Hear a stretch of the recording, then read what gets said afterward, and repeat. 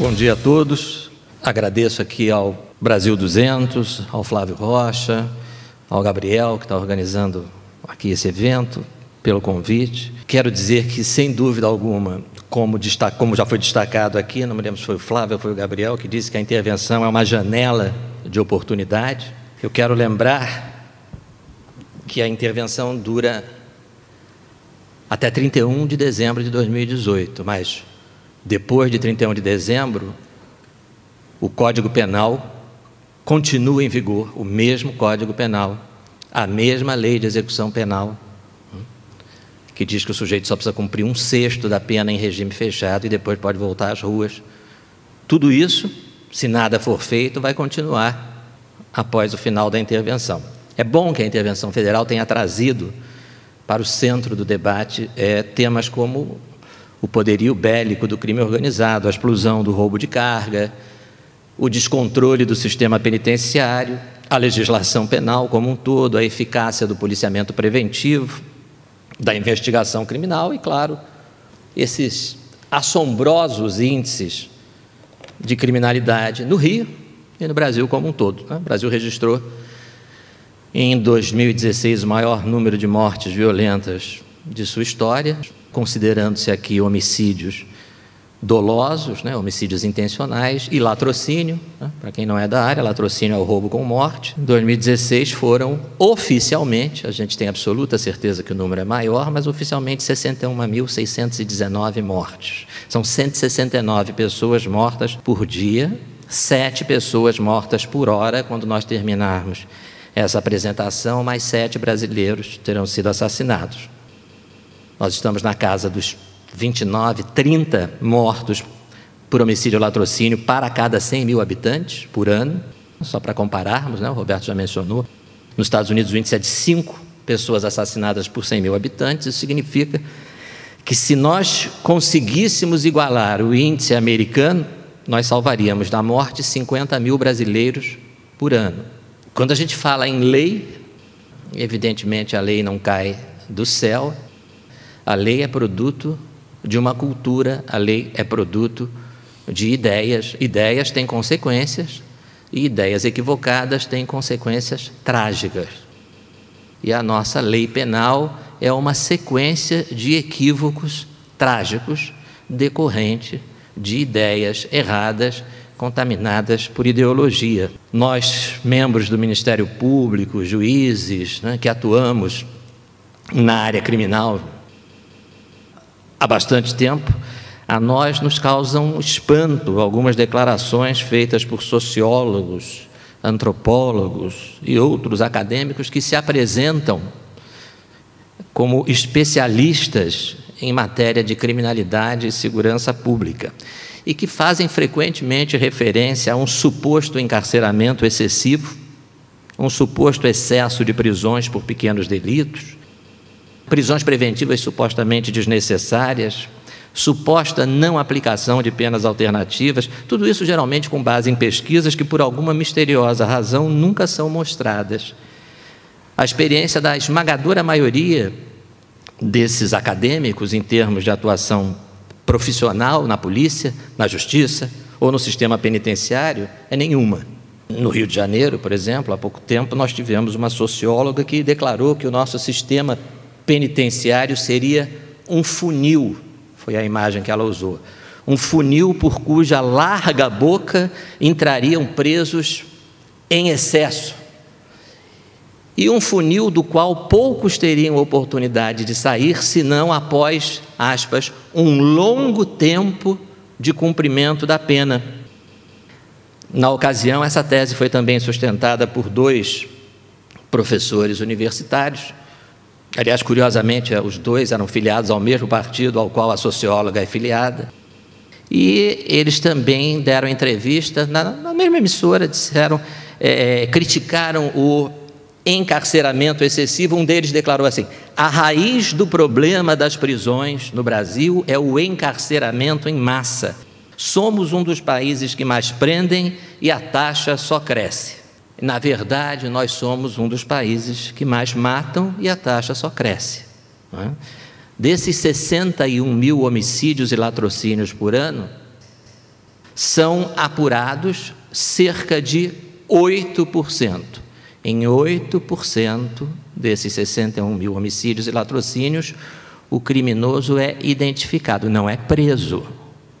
Não estou dizendo que em 8% o assassino é preso. Em 8% o assassino é identificado. Isso significa que só no ano passado, por exemplo, os autores de mais de 55 mil homicídios e latrocínios não foram sequer identificados, não foram sequer incomodados com uma intimação para comparecer a uma delegacia de polícia para prestar esclarecimento, que dirá encarcerados. E eu estou falando de homicídio e latrocínio. Pensem nos roubos de carga, saidinhas de banco, roubos de automóvel.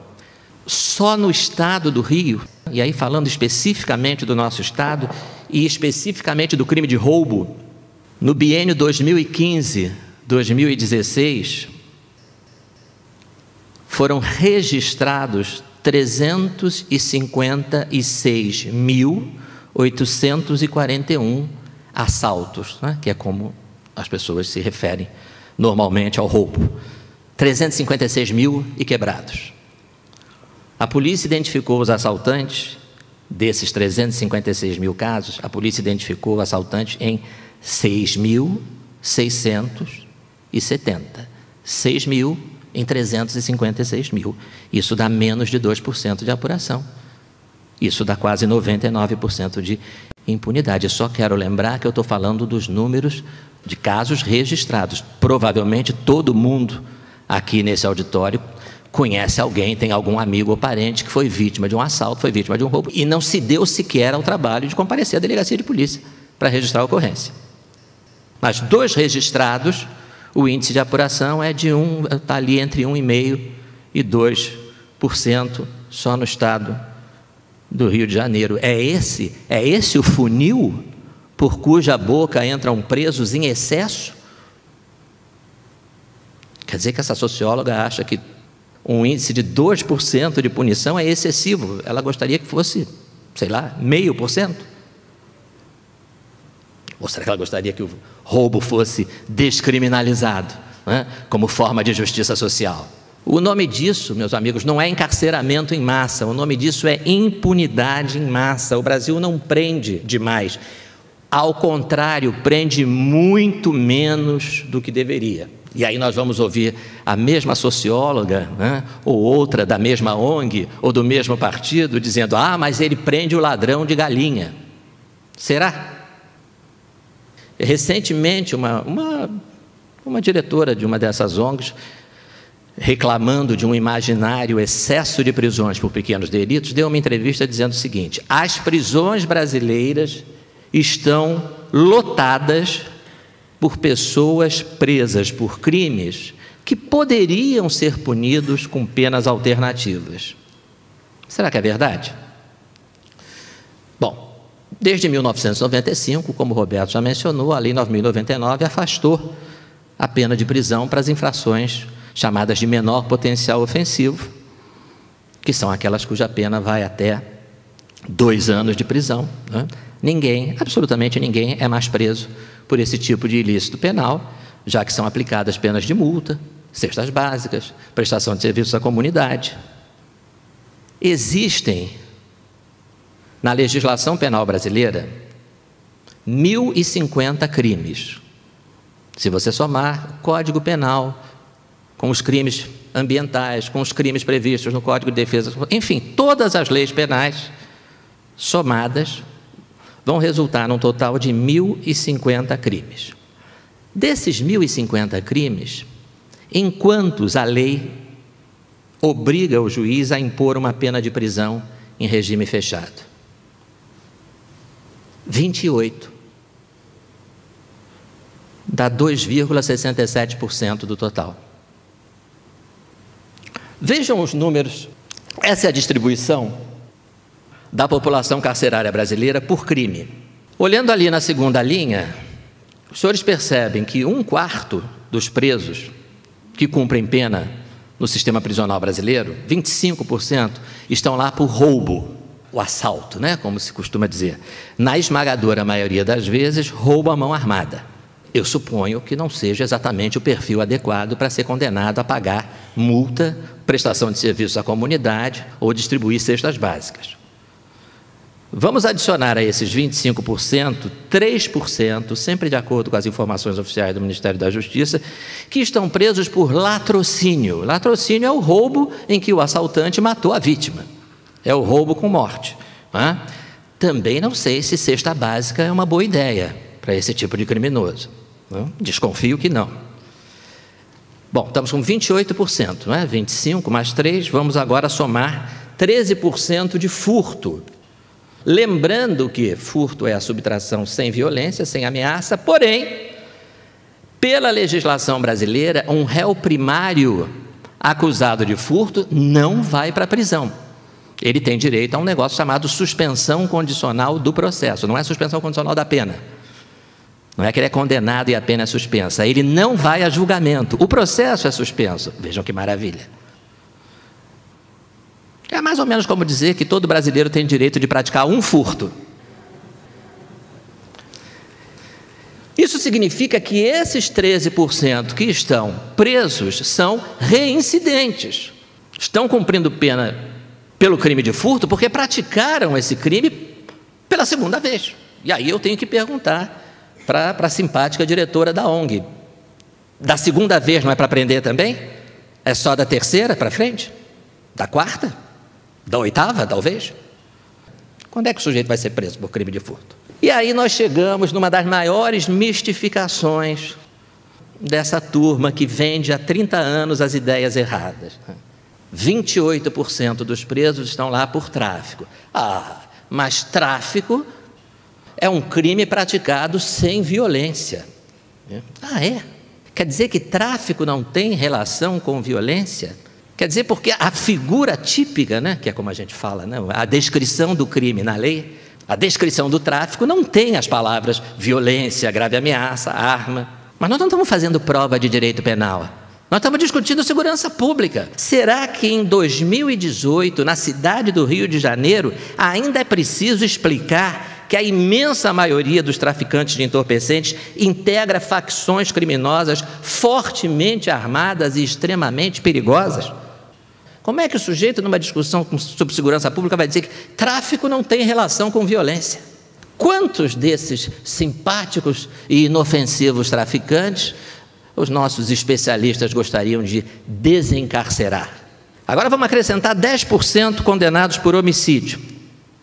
E vamos recapitular isso, reunindo assassinos, assaltantes, latrocidas, ladrões contumazes e traficantes. Nós já estamos em 79% dos presos brasileiros. E ainda não chegamos nos estupradores, nos sequestradores. Como era mesmo o comentário da especialista, as prisões estão lotadas por pessoas presas por crimes que poderiam ser punidos com penas alternativas. Não sabem o que estão dizendo. Ninguém está negando o problema da superpopulação carcerária. Esse problema é inegável. Só que ele decorre da falta de vagas, e essa falta de vagas decorre da omissão do poder público na construção de novos estabelecimentos prisionais, e não do excesso de prisões. Uma outra coisa que eu gostaria de destacar, que é uma outra mistificação, que o Roberto já abordou em parte: 40% dos presos do Brasil estão aguardando julgamento. Esse índice não tem nada de excepcional, ele é o mesmo índice de países horrivelmente opressores e violadores dos direitos humanos, como o Reino da Holanda, por exemplo, a Suíça, a Itália, que é aquela ditadura monstruosa. Só que é mais do que isso, A enganação, a mistificação vai um pouco além disso. Por quê?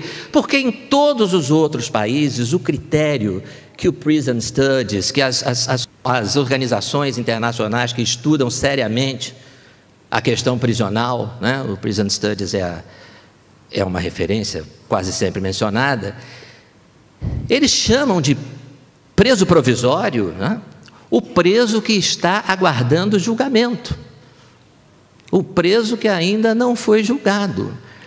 E embora os nossos especialistas, entre aspas, adorem dizer o contrário, no Brasil não é esse o critério.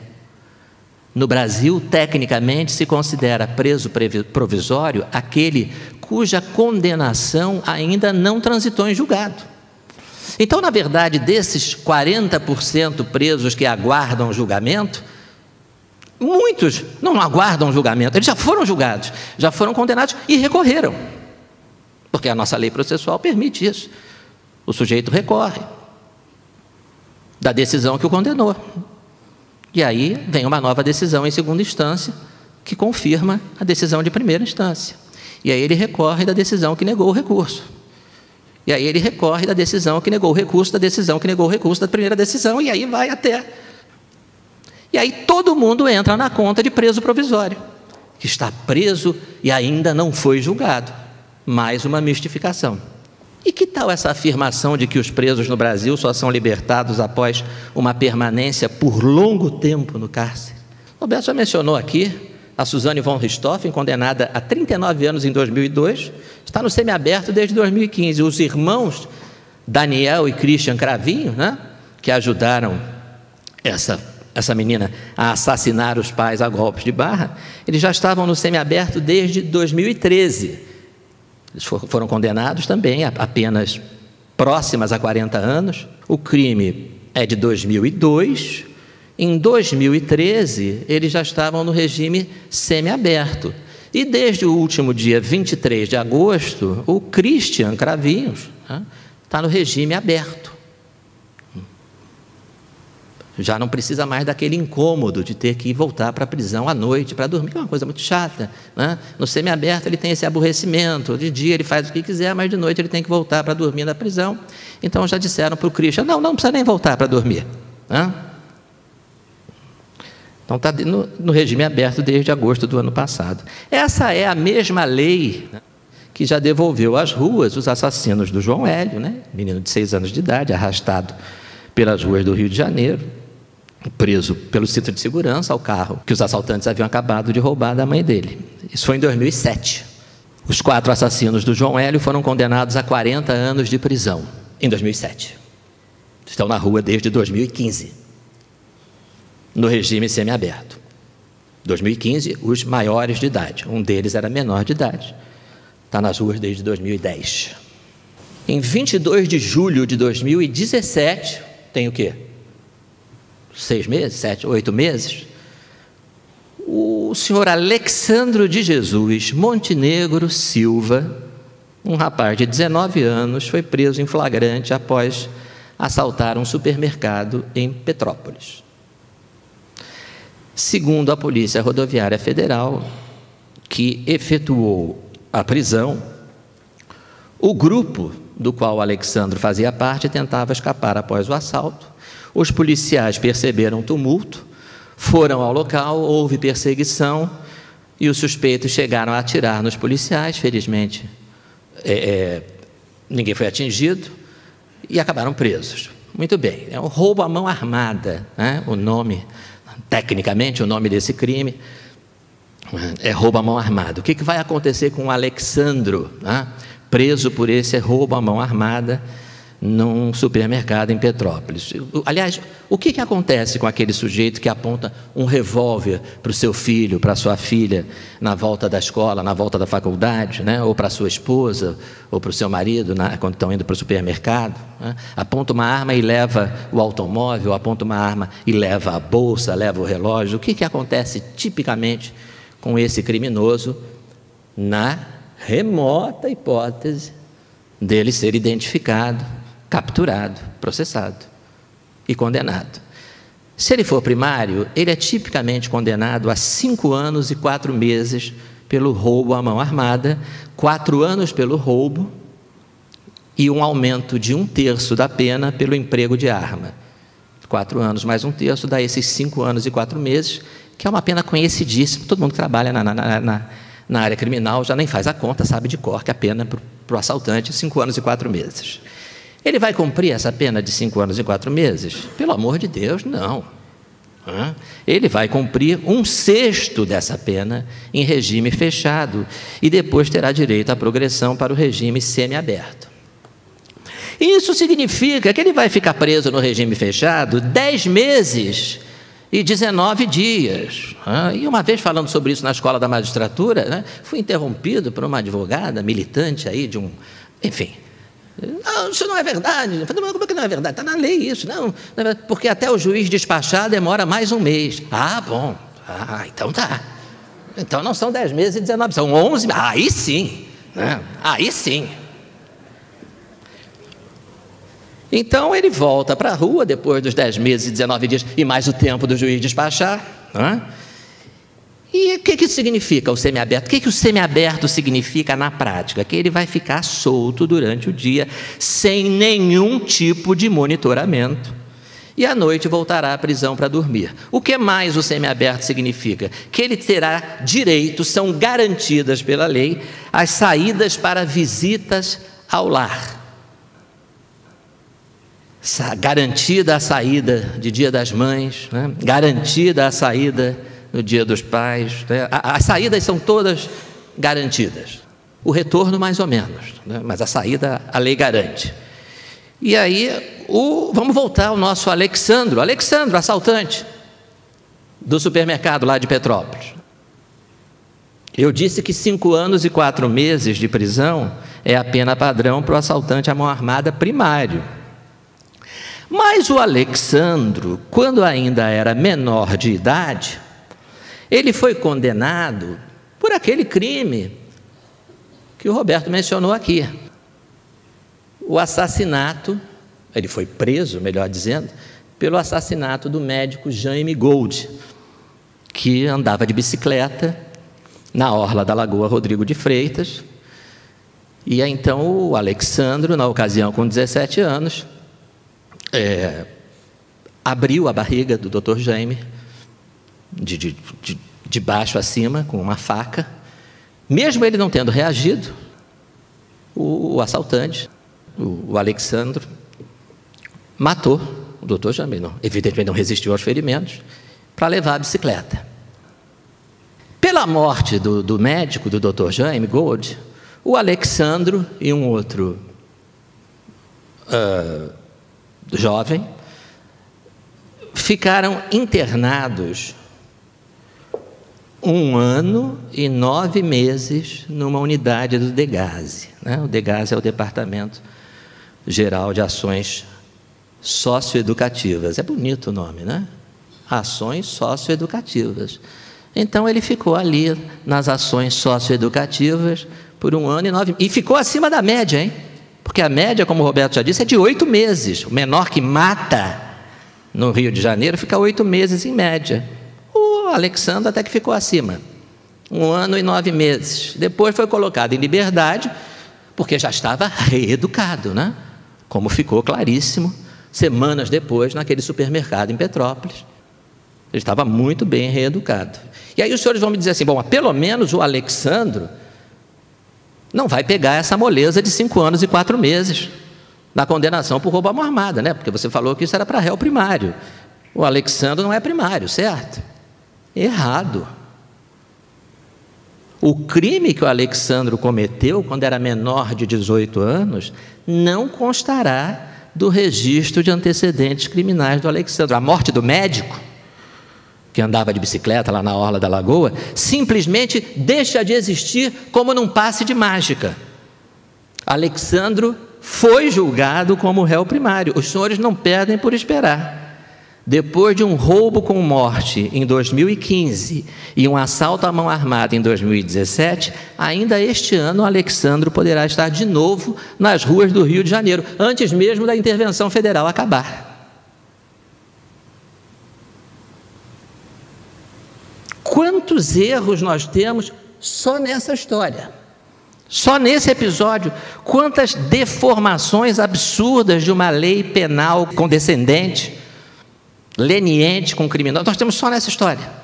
A aberração do Estatuto da Criança e da Adolescente, a aberração da Constituição brasileira, essa é a primeira, né? De considerar que um rapaz de 16 ou 17 anos, que já pode votar para presidente da República, né? O Alexandre pode escolher nas próximas eleições qual é o candidato que ele acha melhor, se é o Lula, Marcelo Freixo, Guilherme Boulos. Ele vai ter o direito de escolher. Então a lei está dizendo o seguinte: ele já tem amadurecimento suficiente para entender qual candidato tem as melhores propostas para dirigir o país. Porém, para compreender que matar alguém é crime, ainda está novinho. Isso se chama inimputabilidade. Ele é inimputável, ou seja, ele não pode ser responsabilizado. Por quê? Porque não atingiu o desenvolvimento mental suficiente para compreender, nas palavras da lei, o caráter ilícito do fato. Então, temos essa aberração constitucional, temos o Estatuto da Criança e do Adolescente estabelecendo como tempo máximo de internação 3 anos. Não é o tempo efetivo, a média, repito, é de 8 meses. O Alexandre ficou 1 ano e 9 meses, mas poderia no máximo ficar 3 anos internado. Temos um Código Penal que trata esse sujeito como primário e que permite que ele cumpra 1/6 de uma pena que já não é lá grande coisa, 5 anos e 4 meses. Ele só vai cumprir 10 meses e 19 dias antes de voltar para as ruas, mesmo tendo, antes desse assalto ao supermercado, uma morte, um roubo com morte. Eu repito aqui um apelo feito ontem, através da imprensa, às autoridades responsáveis pela intervenção federal. Um apelo que foi feito numa entrevista dos meus colegas, procuradores de justiça Flávia Ferrer e Márcio Motê, 2 especialistas com larga experiência na área do menor infrator, né, que é como a lei chama o criminoso que ainda não completou 18 anos. O órgão responsável pelos adolescentes infratores no Rio de Janeiro, o DEGASE, que eu já mencionei, o Departamento Geral de Ações Socioeducativas, não está até o momento subordinado à intervenção federal. Isso tem que mudar. Não dá para discutir segurança pública omitindo o DEGASE. Hoje, de cada 2 crimes cometidos no Rio, 1 tem a participação de adolescente. É uma hipocrisia manter o DEGASE, nesse momento, na esfera da Secretaria de Educação, que não está sob intervenção, e fingir que ele não tem relação com a crise de segurança pública. Uma pergunta importante, né, que a gente gosta de fazer: quem são as maiores vítimas dessa legislação tão camarada com os criminosos maiores e menores de idade? Seriam os ricos, fechados instalados nos seus condomínios fechados, com segurança particular armada, circulando em veículos blindados? Não. A maior vítima é o trabalhador que sai de casa bem cedo para pegar o transporte coletivo, rumo ao trabalho, e é assaltado no ponto de ônibus. O trabalhador que consegue cursar a sonhada faculdade, geralmente no turno da noite, porque de dia ele trabalha, e pede ao professor que, pelo amor de Deus, termine a aula mais cedo, pois ele tem medo, com toda a razão, de ser assaltado no ponto de ônibus. O que dizer a eles? O que dizer a esses trabalhadores? O que dizer ao pai e à mãe do João Hélio, aos pais, mães e filhos das vítimas, que são nossos pais, nossas mães, são nossos filhos? Afinal, quem aqui não tem um parente, um ente querido que já não tenha sido vítima de um roubo, de um furto ou de coisa pior? Essa postura, essas ideias lenientes, tolerantes com os criminosos, são fruto de uma visão distorcida e altamente contaminada, nós sabemos disso, por um viés ideológico muito nítido, que enxerga no criminoso uma vítima da sociedade opressora e que enxerga em nós, que somos as verdadeiras vítimas, os culpados. Crime é escolha. A opção pelo crime é uma questão moral. A imensa maioria da população brasileira escolheu trabalhar honestamente. O que nos moveu a nós somos um grupo de promotores e juízes, quase todos aqui do Rio, e resolvemos há um ano criar um movimento de combate à impunidade, exatamente para que a gente possa se contrapor a essa visão ideológica, distorcida, leniente com a bandidagem. E o que nos moveu a isso, e também o que me moveu a aceitar o convite do Flávio Rocha e do Brasil 200 para apresentar as nossas propostas, que a gente pode detalhar mais adiante, ou quando forem feitas as perguntas, como quiserem. O que nos moveu foi justamente fazer frente a essas ideias distorcidas que tanto prejuízo vem causando há décadas à população. E que, lamentavelmente, é só ligar a televisão, né? lamentavelmente, essas ideias continuam sendo disseminadas, não apenas entre os políticos, não apenas nos tribunais, não apenas na mídia, mas também, talvez isso seja o mais grave, no meio acadêmico, nas cátedras das faculdades de Direito, das quais sairão os futuros juízes, futuros advogados e, eventualmente, os futuros legisladores. Essas ideias transformaram o país num campeão mundial de impunidade, seja em crimes de homicídio e latrocínio, seja em roubos e furtos, seja em crimes de trânsito que são virtualmente impunes, ou seja em casos espantosos de corrupção, e vai por aí afora.